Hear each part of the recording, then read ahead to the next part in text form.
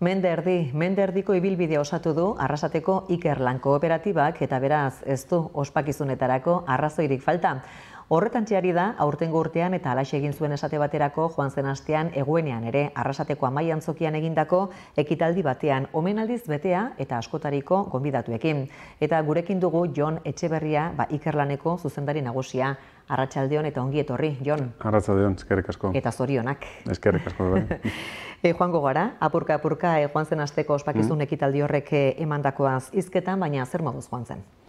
Oso ondo, oso balorazio positiboa egin dugu barruen, etxe barruen, Ikerlanen, eta jaso ditugun bebai ekarpen guztiak oso positiboak izan dira. Izan ekitaldi berezi bat, atzera begiratuz Ikerlan sortu eta gaur arte ekarri dauden pertsonei nolabaiteko omenaldi bat eginez, eta gero apur bat etorkizunera begiratu eta nolabait bide hori jarraitzeko indartu, ez?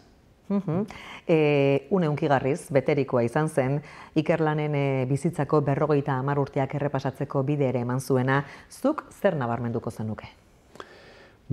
Oso, nik uste dut hori esan duzuna oso hunkigarrizia izan zen, ez egon ziren momentu batzuk ez, testigantzak gure lehenengo lehendakariarena, Javier Retegirena adibidez, berak azaldu zaben, zelan 70ko hamarkadan hasi zen ikusten teknologiaren garrantzia, eta hor egon ziren zenbait pertsona, Arizmendiarrieta bera, Manolo Quevedo eta beste pertsona batzuk, eta nolabaiteko irudikatu zuten etorkizunean, teknologia garrantzitsu izango zala, eta forma musotzen gero Ikerlan izango zana, ez? Eta, berak Javierrek azaldu zuen hori, lehengoko urtiak, zelakoak izen ziren, eta, oso abentura polita, ez? Elkarlanean indakoaz, azken finen hor parteide desberdinak egon ziren, alde batetik Eskola Politeknikoa, gaur egungo Mondragon Unibertsitateak, ez? Itzen zitzuen ikerketa lanak nolabait oinarritzat hartuta, laboral kutxaren babes ekonomikoarekin eta kooperatiba desberdinen laguntzarekin Ikerlan sortu zen ikerketa egiteko.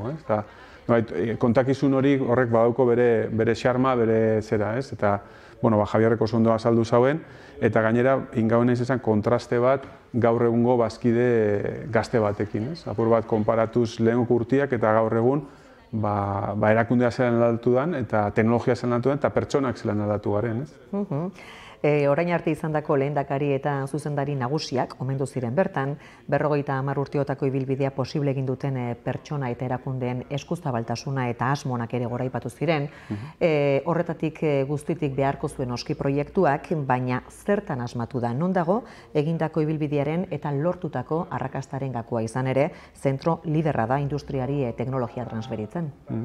Bai, esan duzu moduen, omenaldi baten jakien aurretik ardura berezia izan zaben pertsonei, bai presidenteei eta bai zuzendariei, baina ez euregan fokalizatzeko nolabait protagonismoa, baizik eta Ikerlanetik milaka pertsona pasatu die, eta ezinezkoa zen guztiako holtza gainean egotia, eta nolabait irudikatzeko pertsona konkretu horretan irudikatu gauen, ez? Arrakastaren gakoa galetzeo estazun, nik uste dut horregon zala, Mondragon estiloa dan edo lan nahiteko modua, ez?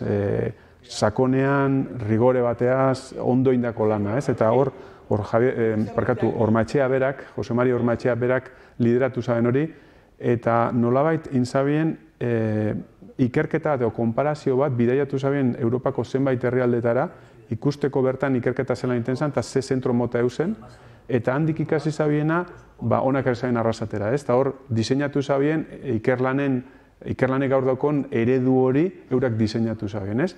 Oreka bat bilatuz nolabait ikerketa eta transferentziaren artean. Hau da, ikerketa teknologia sortzeko proiektuak eta transferentzia teknologia hori enpresetara eramaterako, ez? Orduan, hori izen zen gakoetako bat, eredu hori, eta bigarrena argi eta garbi harrobiaren aldeko apustua, ez?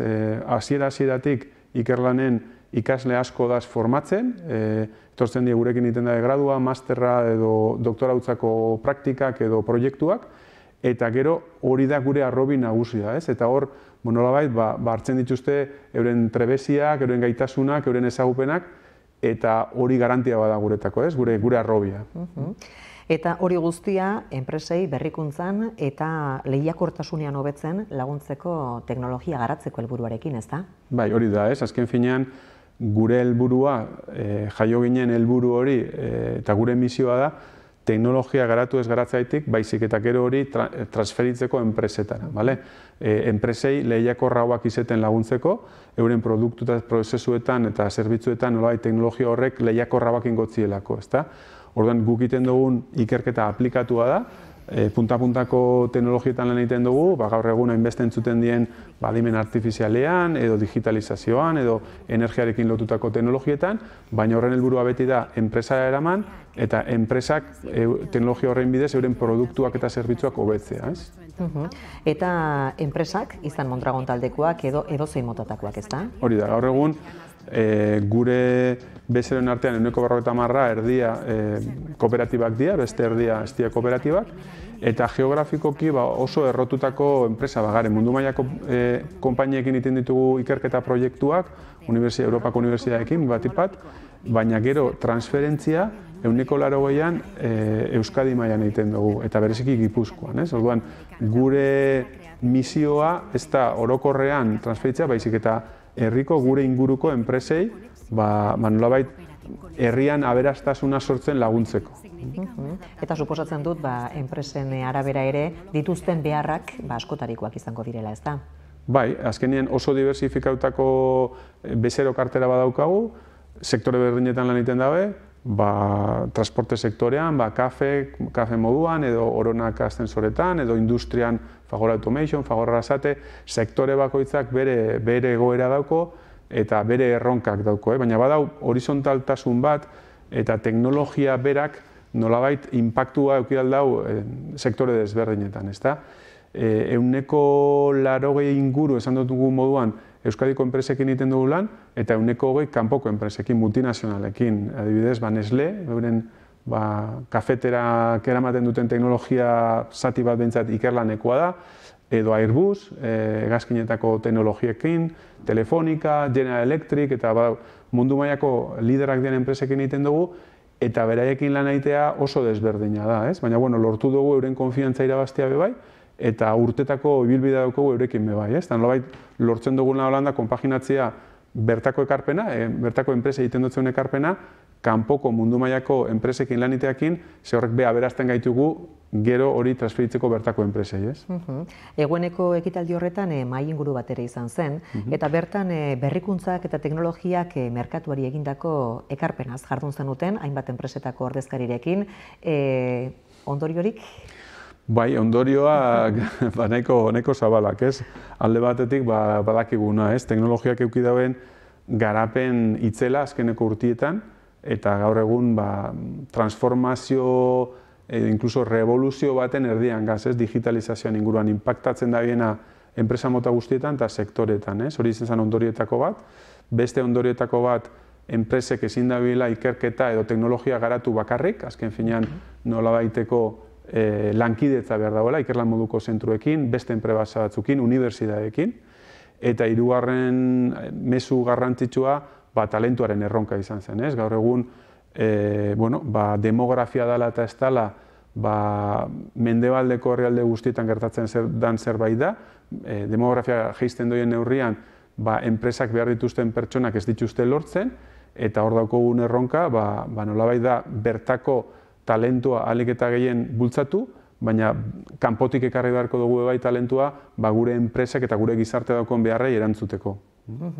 Tira, eta esan dugu ez da, berrikuntzaren eta teknologiaren eta zurrunbilo horretan, ikerlan bera ere, punta-puntan egotekotan, arrakasta izaten jarraitzekotan, une oro berritzen suposatzen dut. Hori da, gudakogu espezializazio plan bat, 4 urteko plan bat egiten dugu, eta hor erabakiten dugu, urrengoko 4 urtetan ze teknologietan ikertu behar dugun, horrek dauko gutxora bera urtero 13-14 milioi euro inbertitzen dugu ikerketan, hau da, teknologia garatzen eta gure ganatzen, eta hor, nolabait gudako guna da 3 zutabe nagusi. Alde batetik digitalizazioarekin lotutakoak, hor adimen artifiziala, zibersegurtasuna eta abar. Bigarrena, elektronikarekin lotuta dauden teknologiak eta segurtasunarekin, eta hirugarrena mekatronikarekin. Eta 3 zutabe horrekin urte pile bat, isa hasieratik goidez lan nien, evoluzionatuz joan die, eta hurrengoko urtietara ikusten dugu bai, evoluzio horretan parte hartuko dugula, eta horrek izango direla gure teknologia nagusiak hurrengoko urtietan bai. Eta erakunde publikoek, Jon, zenbateraino dira garrantzitsuak zuen kasuan, esate baterako, egueneko ekitaldi horretan bertan ere, ikusi genituen ordezkatuta Eusko Jaurlaritza, Gipuzkoako Foru Aldundia, Arrasate edo eta Bilboko udalak. Bai. Bueno, ikerlan sortu zen kooperatibak bultzatuta, eta lehenengoko 10 urtetan bakarrik kooperatiben dako lanite zauen, eta kooperatibek finantzatzen zauen. Baina 1982tik aurrera, zabaldu ginen, nolabait diru publikoa jasoteko bai, eta orduan edozein enpresetarako laniteko.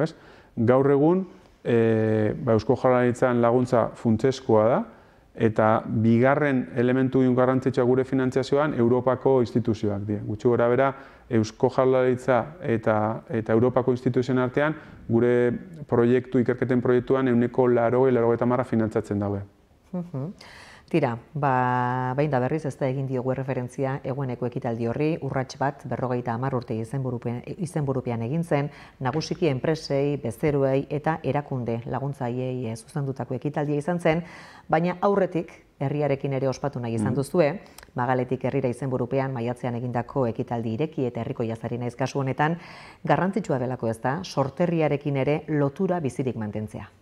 Bai, ikerlan ezin izen herritik separautako zeozer, herritik jaio ginen, herrikoa gare, Mondrauen errotutakoa, daukogu egoitza bai Galarretan da Bilbon, baina bai daukogu lotura hori, eta, bueno, aurtengo ospakizunak diseinatzerako orduan, lantalde bat sortu gauen, Bolondresen osatutako lantalde bat, 30 pertsonek parte hartzen da behor, eta ideia pila bat urtzen zen, eta hau bereziki berritzailea da, ez daukogu ohitura hainbeste enpresak ospakizunak egiten ditugunean, guk gure buruakin ospatzen dugu, gure langileekin, da bar, eta hor sortu zen, eta segaitik ez herriakin, eta horretorri zen ekimena, hasieran zalantzan gaukon ze erantzun mota euki gauen, da oso pozik egon ginen, ze azkenean parte hartzea handia euki gauen, jentia hurbiltzen zen bai eskertuz, eta oso ondo pasau gauen, eta gainera, uste dut, lagundu eskula gure lana eta gure misioa bai, herri mailan ezagunagoa izateko, eta teknologia bai, nolabaiteko sustatzeko gure inguruan, ikusteko Arrasaten enpresa potenteak ditugula, teknologia punta-puntako egiten dugula, baina pertsona normala garela, herritarrak beste edozein modukoak, Eta horretan ere lagundu zuen, izan ere herritar arruntarentzat, ez da egiten hain erraza ulertzea egiten duzuen lana eta neurri batean hori erakusteko eta ulertarazteko ere balio izan zuen. Hori da, ospatu, zabaldu, teknologia eta partekatu herriarekin, horrek izan ziren helburuak.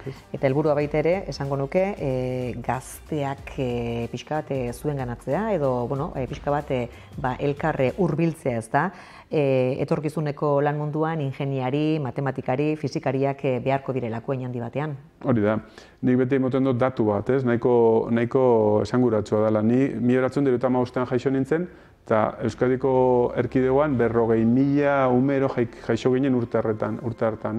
Fanzan urtean 2023an 11.000 ume jaixo ziren. Horrek esan gure dau, gu nagusiten goiazen neurrixen eta jubilatzen goiazen neurrixen ez da lagongo pertsona nahikoa gu ordezkatzeko. Orduan, horretaz gain, hori da bat, bigarrena da, ikasketak eta lan munduaren beharrak ez da zela guztiz lerrokatuak, eta dauzela behar batzuk industria mailan, enpresen mailan orokorrean ez da zela azetuta. Orduan, gure lan apurua bai da, ikustaraztea karrera teknologiko, karrera tekniko eta daukaten ibilbidea, lan mota nolaiteko egonkorrak, baldintza honetan, eta bar, interesgarriak eta bat, eta horretaz gain, saiatzen piztea interes hori, Hala eta be, demografiak esaten dozkun zifrekin, seguramente lan hori izta izango nahikoa, eta hor gabitzen adibidez proiektu oso interesgarri bat iten oin da, Latinoamerikako unibertsitateekin eta bereziki Mexikoko unibertsitateekin, bertan formatzen dien pertsonak,